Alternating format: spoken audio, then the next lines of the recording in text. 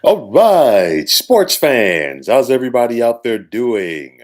William Martin coming at you one more time here on YouTube with another edition of the 300 Pounds of Sports Knowledge Podcast. The field of 68 is set for this year's edition of the NCAA Men's Basketball Tournament. And as always, all eyes will be on the first weekend of the tourney to see those potential upsets.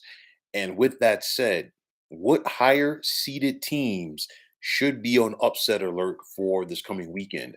I want to start off in the East region, in the Orlando portion of the first round. You've got Tennessee, the four seed, clashing with Louisiana. And you look at the Volunteers. They limp down the stretch, no pun intended, no disrespect, definitely either.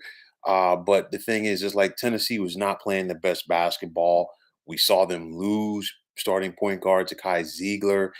And it's just one of those where this is not the time of the year where you don't want to be playing your best basketball.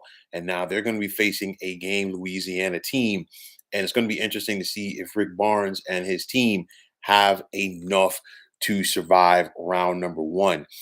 With that said, there are some very intriguing matchups for the first round, as well as potentially in the second round of this tournament. I want to talk about the South, where there's a potential 4-5 matchup between Virginia and San Diego State. And you just look at the way that San Diego State plays, and I call it reckless abandon because it's one of those where they are a team that does not lack effort. They're going to give you everything at both ends of the floor for 40 minutes and possibly more. Virginia, they're a grind out team right there. So it's going to be interesting to see what style wins out if those two potentially meet. In the first round in the South, you got the six-seeded Creighton going up against NC State. And this Creighton team can be dangerous in this tournament. This NC State team can be dangerous as well. And both of these clubs have the potential to easily get to the second weekend of this tournament. Obviously, only one of them will, but it's going to be interesting to see who survives this meeting. The 8-9 matchup I'm looking at, you got Memphis going up against Florida Atlantic, and that's in the East region right there. Memphis is flying high. They played some very good ball coming down the stretch. They knocked off Houston to win the American tournament. And a potential meeting, should Memphis get past a good Florida Atlantic team, but a potential meeting in the second round in Columbus with Purdue would definitely be intriguing for Penny Hardaway's club. You look at a potential 2-7 matchup in the East in the second round in Columbus between Michigan State and Marquette. Now, Michigan State at times, they've looked like a team that was ready to make a deep run in this tournament, while at other times they haven't. And you look at Marquette, some can say they're ahead of schedule with head coach Shaka Smart. And he's in his second year at Marquette. They just finished with the best record in the Big East. They won the Big East tournament for the first time, and this team is playing with a ton of confidence. We saw them go down early to St. John's in their opening round game. They came back. We saw how they dominated Xavier to win the championship. They beat a very good UConn team in the semis as well. So this team could be very dangerous. Michigan State, obviously, there's going to be a crowd factor with them bringing people to Columbus, but Milwaukee's not that far from Columbus as well. So the Marquette people are definitely going to show out. And I think this is going to be a very interesting matchup right there. The 8-9 matchup between Iowa and Auburn. And, again, this is another one of those games. I feel like it's a toss up. This is out of the Midwest region. You look at Iowa, Iowa's looked real good at times. They've had some questionable losses as well. The same thing can be said about Auburn. For me, it's going to be which team is going to show up for both sides in this one. The 7-10 matchup in the Midwest between Texas A&M and Penn State. And you look at both Texas A&M and Penn State coming down the stretch, hands down, both of them are playing some of the best basketball in the nation. We saw both of these teams get to their respective conference tournament final games, And of course, they fell short. Of course, Penn State did it as the 10 seed in the Big Ten, while Texas A&M was the 2 seed in the SEC. But you look at both of these teams and the way that they're playing basketball right now, and as good as they played, I want to see, especially for Penn State, can they carry the momentum over to the NCAA tournament? We got to wait and see. In the West region in the first round in Des Moines, you got Arkansas going up against Illinois. And I mean, it's one of those this season with the committee. They really got it right, in my opinion, in the 8-9 matchups because all of these teams have been up and down. And the same thing can be said about Arkansas and Illinois. Both of them have been ranked this season. Both of them played in very tough conferences. We cannot overlook that. It's the same thing with Iowa taking on Auburn. But nonetheless, it's going to be which team will survive this game and potentially take on Kansas in round two in Des Moines. We got to wait and see. For me, another game that I'm really intriguing to see, it's in the West region, but of course, it's going to take place in Buffalo. You're going to have the 4 seed UConn taking on the 13 seed Iona. And there is a very good chance that both of these coaches of these respective teams will be facing off in the Big East next year, as of course, the rumors are intensifying as far as Rick Pitino leaving Iona to go to St. John's. But nonetheless, I think this is going to be a very good game between two very good coach teams. Now, another question, as always, will the 6-11, 5-12, and 4-13 trends continue? And for me, I really don't call an 11 beating a 6 an upset anymore because it happens so often. I really don't call a 12 beating a 5 in the tournament an upset because it happens so often. You could still, wrap your head around the 4-13, but even with that said, it's still happening frequent enough. You got Furman going in against Virginia in 1-4-13 a game. I already talked about Tennessee and Louisiana.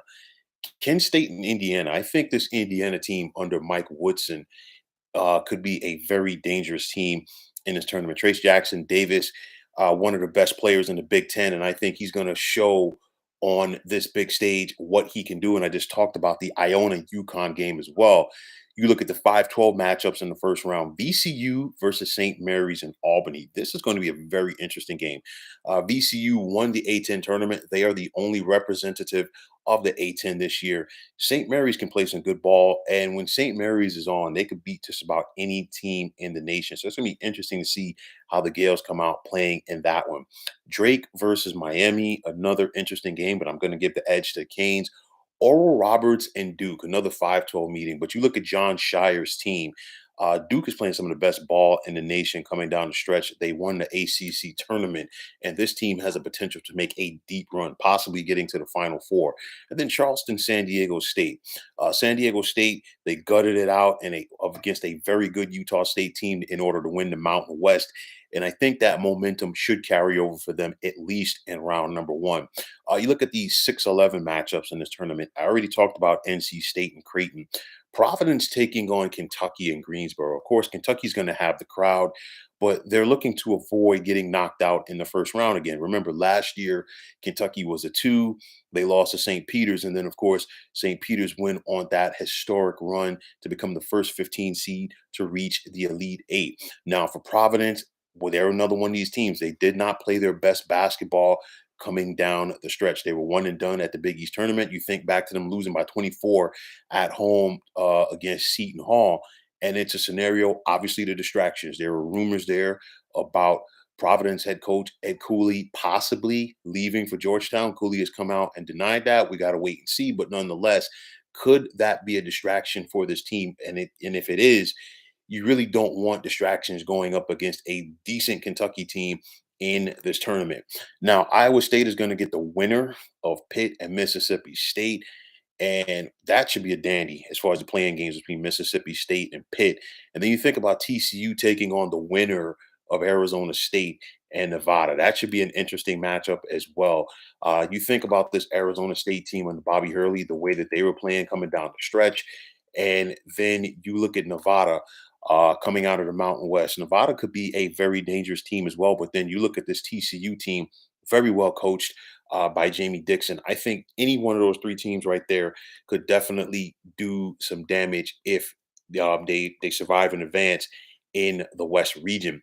Another question is, which conference has the best chance to get multiple teams to the Final Four? I'm going to go Big 12 and SEC. Obviously, the Big 12 and SEC, they're two of the big winners as far as getting a lot of teams into this dance, along with the Big 10.